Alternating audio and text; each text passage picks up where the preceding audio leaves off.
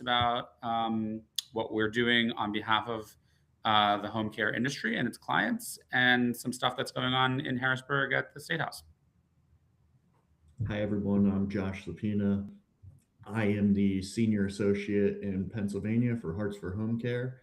I help Rob with everything he's doing, and we uh, tackle Pennsylvania together. Rob, if you want, I can jump right Yeah, jump into into it. our Jump into it. 2026 budget cycle overview. John, if you want to just go over to that slide, thank you. So we had a. I want to start off by saying 2026. Um, what the 2026 budget cycle, I should say, was one of the biggest years for advocacy we've done to date, and the Association of Pennsylvania Home Care Association would say that as well. Um, Rob and I are both about 6 months into our tenure of covering Pennsylvania. But so not all of this is directly can directly be contributed to us, but these are the stats from the entire year. We had over 80 legislator meetings in Pennsylvania. We hosted 9 fireside chats, which engaged 21 legislators, and those chats were in Williamsport, Kingston, Scranton, Allentown, Bensalem, Limerick, Warren, Lancaster, and Reading. And as a result of Hearts for Home Care and industry advocates, we were able to have 60 earned media pieces, which reached over 21 million people. There were tons of notable outlets. I won't go through the whole list, but that's what we did during the 2026 budget cycle. John, if you want to go to the next slide, the despite our massive advocacy effort, there was not a funding increase. We did not receive a Medicaid funding increase for fiscal year 2026. There was a small increase for the consumer direct model in Pennsylvania uh, for $21 million, about a 10% increase to their rate. But that's only 6% of the workforce in Pennsylvania. The other 94% was left out of the budget. So we did see something. It wasn't for agency directed model, but it was still a great year nonetheless. And we're very proud of all the advocacy we did. Rob, if you want to just talk about a Sure. little bit with what you've done in the past 2 months. Sure. So thanks, Josh. Again, I want to reiterate that uh, government affairs is a long game, and that while we were not successful necessarily in our direct asks for investment, that we are still moving forward uh, full force, and we need as much help as we can. That includes all of you, and we'll talk about that in a bit. But I just want to take this opportunity to thank everyone who did participate, who did come to Advocacy Day, who did go to fireside chats, who did do meetings. They are meaningful and they make a difference, and we have to continue doing them. I always tell people when we meet them that no singular one thing will necessarily get you across the finish line in government affairs. But if you don't do one of these things, you might not get across the finish line. And I know that sometimes it can be a little demoralizing if you do all this work and you don't get necessarily to where you want to go. But please know that that is how the system is intended. That is democracy and government at work. And we are running a marathon. We are not sprinting a race. So please always keep that in the back of your mind. So what are we doing now? And what are we looking forward and forecasting? So I'll start with what our asks are this year. So as is usual with what our goals are, we are advocating for Medicaid reimbursement increases for both personal assistance services and private duty nursing. Uh, for personal assistance services, we're looking for roughly the same thing because we didn't get anything last year, this last budget cycle for either. They're mostly the same, just some slight increases for inflation. We're looking to bring the rate for personal assistance services from $20.63 an hour to $23.31 an hour. That's a $2.68 increase. There was a rate study done a year or two ago showing that actually the recommended increase is 23%. Our ask is 13%.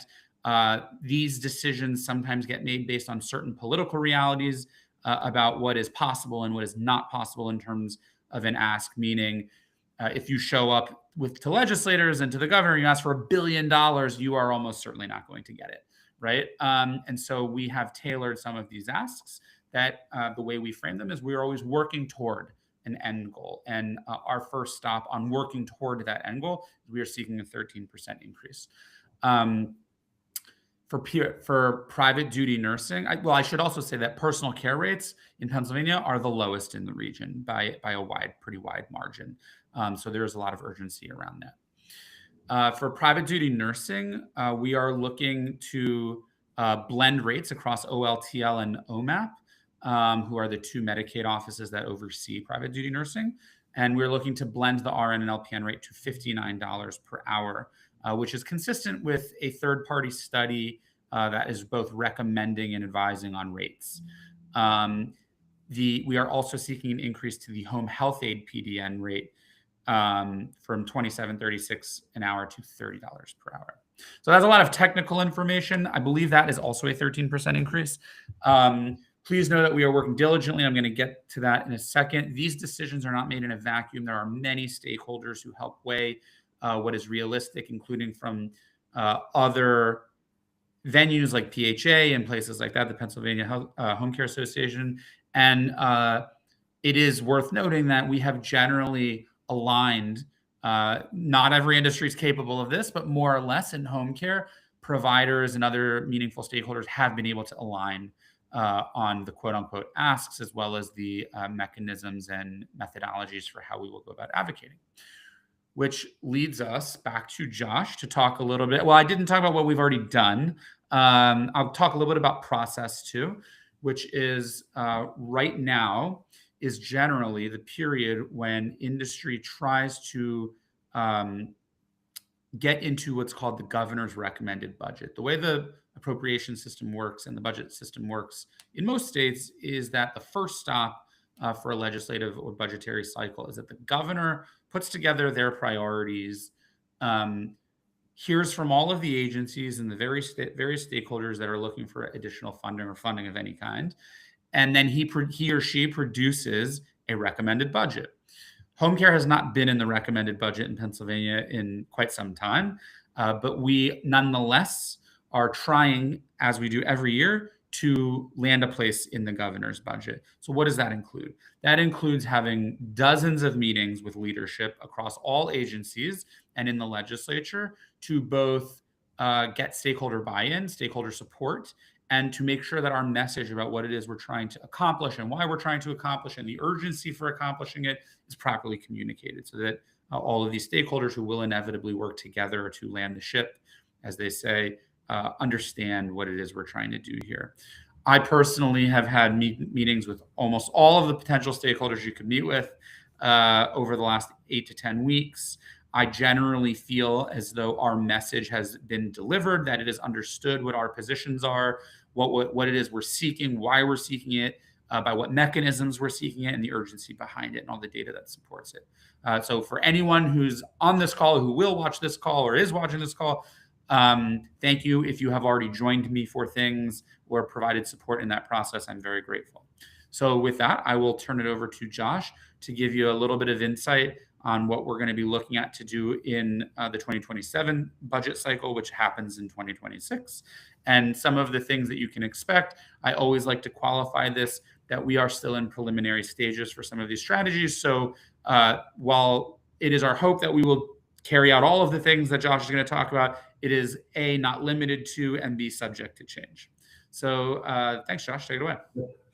So we just to give everyone a little bit of insight, we have a three-legged stool approach we go by, and it's direct advocacy, communications, and grassroots. So this will cover some of those. The one thing we'll be doing again, we had a lot of great feedback from the fireside chats last year. So we will be doing some fireside chats across the Commonwealth again. We'll be doing those hopefully in partnership with the Pennsylvania Home Care Association. And those should be taking place probably in the March, April, May timeframe. We encourage advocates to participate in all the fireside chats, the ones that are near you. Um, the goal of these fireside chats is to bring legislators, home care recipients, caregivers, and agency staff together to have a roundtable type conversation. The legislator will host the fireside chat right in their district. We bring in advocates, other agencies, folks receiving care, all that. And the event takes about an hour and a half to 2 hours. And it's a really great way for legislators to get an insight on everything and be part of the conversation. Strong advocate turnout is essential to amplifying our message. So, like I said, we encourage everyone, if there's one in your region, to come out to it. They're really great events. Um, we will also be participating in the Pennsylvania Home Care Association's Advocacy Day. That's on March 24th. As soon as we get a registration link for that, we will be sending out the registration link. You'll see it all over. Again, strong advocate turnout is essential. We can't just be going to these legislators once and say, this is our issue, please give us funding. It has to be a combination of fireside chats, going to advocacy day, meeting with your legislators in the community. And that's the last thing. In your community, if you want to set up a meeting with your legislator, whether it's in the district office or you want to have a legislator come to your office, reach out. We want to help facilitate stuff like that, but also go to communal events. Your legislators typically host senior expos, or, just off the top of my head, go to the county fair. It's good to engage your legislators at those events too. You don't want to run up and just, hey, I need to talk to you about home care, blah, blah, blah, right now. But you want to be the face of the relationship with your legislator in your district. So it's important whenever you can engage with them to do so. And things like senior expos or community town halls, those are great things to get involved with. So, Rob, if you want to add anything to the Sure. strategy plan, Yeah. if not, Yeah. I would add that a couple of things. All politics are local, right? So I want to reemphasize what Josh is saying, that while Josh and I can go to Harrisburg and have some of the tougher conversations and get really more into the nuts and bolts of rate increases and workforce development, things like that, at the end of the day, we need advocates, constituents like everyone who's on this call or watching this call, or who will watch this call, to do their part in district and in community. That is a critical thing that comes up in my conversations with legislators who's being affected in my district. And I can certainly tell them who's being affected in their district, but it's much more meaningful for them to hear directly from you. There is almost nothing you could say or do that we will not be able to walk back. Meaning, don't put too much pressure on yourself. Be a normal human being, be kind, lead with positivity, lead with urgency, and the fact that the situation for home care is dire. But if you and comport yourself in a normal, functioning way, you will be well received, almost certainly. And we want you to feel that you're empowered to do so, and you are empowered to do so, and we need you to do so, because Josh and I are just two people, and we really do believe that our greatest chance of success is through a grassroots uh, team endeavor. And we will have more to share as strategies develop and things and dynamics grow, et cetera. But for a starting message, we need your help, right? And to Josh's final point, which is just let us know so that we can help support you, so that you can stay on message, so that what you're doing is a complement to what we're doing, and vice versa. We appreciate all that you have done, are doing, will do, and we will definitely be sure to keep providing opportunity for all of you to interact with us, to learn from the things we're hearing and seeing, and engage on topics that are of interest. Great.